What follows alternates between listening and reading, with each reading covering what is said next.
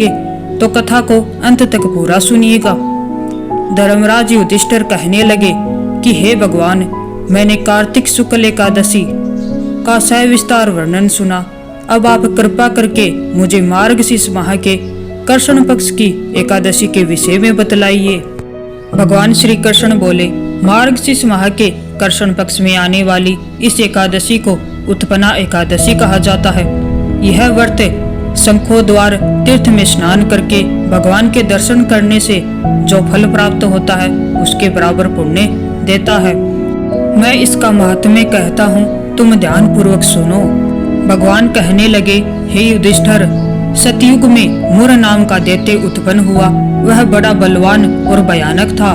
उस प्रचंड दैत्य ने इंद्र, आदित्य, वसु, वायु, अग्नि आदि सभी देवताओं को पराजित करके भगा दिया।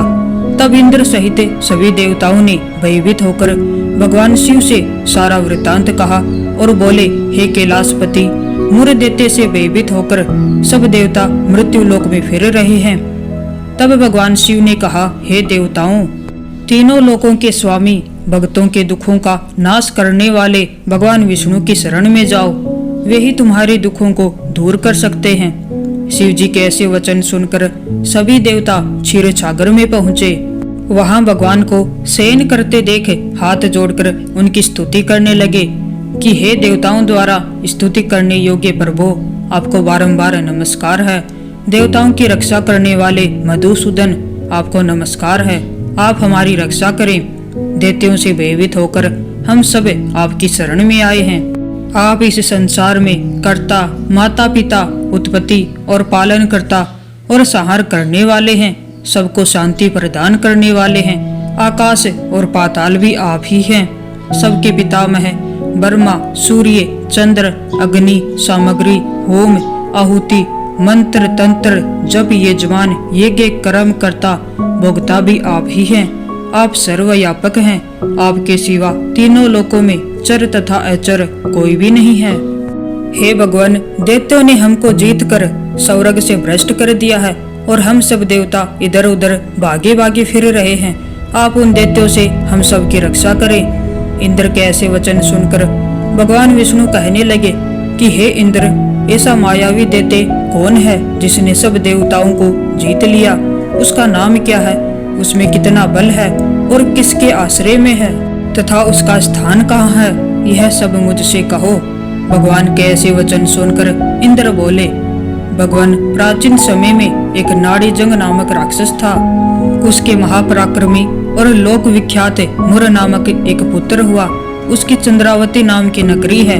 उसी ने सब देवताओं को स्वर्ग से निकालकर वहां अपना अधिकार जमा लिया है। उसने इंद्र, अग्नि, वरुण, यम, वायु, इस चंद्रमा आदि सबके स्थान पर अधिकार कर लिया है। सूर्य बनकर स्वयं ही प्रकाश करता है, स्वयं ही मेघ बन बैठा है और सबसे अजय है। हे असुर निकंदन, उस दुष्ट को मारकर देवताओं को अजय बनाइए। यह वचन सुनकर भगवान ने कहा, हे देवताओं, मैं शीघ्र ही उसका संहार करूंगा। तुम चंद्रावती नगरी जाओ। इस प्रकार कहकर भगवान सहित सभी देवताओं ने चंद्रावती नगरी की ओर प्रस्थान किया।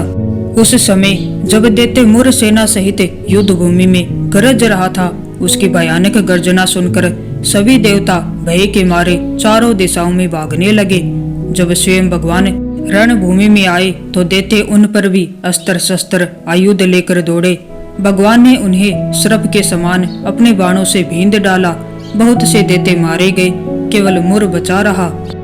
वह अविचल भाव से भगवान के साथ युद्ध करता रहा। भगवान जो भी तीक्ष्ण बाण चलाते वह उसके लिए पुष्प सिद्ध होता। उसका शरीर छिन्न भिन्न हो गया, किंतु वह लगातार युद्ध करता रहा। दोनों के मध्य मल्ल युद्ध भी हुआ। 10,000 वर्ष तक उनका युद्ध चलता रहा, किंतु मुर नहीं हारा। थक कर भगवान बद्र का आश्रम चले गए। वहाँ हेमवती नामक सुंदर गुफा थी। उसमें विश्राम करने के लिए भगवान उसके अंदर प्रवेश कर गए। यह गुफा 12 योजन लंबी थी और उसका एक ही द्वार था। भगवान विष्णु वहाँ योग निद्रा में सो गए। मुर भी पीछे पीछे आ गया और भगवान को सोया देखकर मारने को उद्यत हुआ। तभी भगवान के शरीर से उज्जवल कांतिमय रूप वाली देवी प्रकट हुई। देवी ने राक्षस मुर को ललकारा, युद्ध किया और उसे तत्काल मौत के घाट उतार दिया। जब श्री हरि योग निद्रा की गोद से उठे तो सब बातों को जानकर उस देवी से कहा कि आपका जन्म एकादशी के दिन हुआ है, अतः आप उत्पन्ना एकादशी के नाम से पूजित होंगी।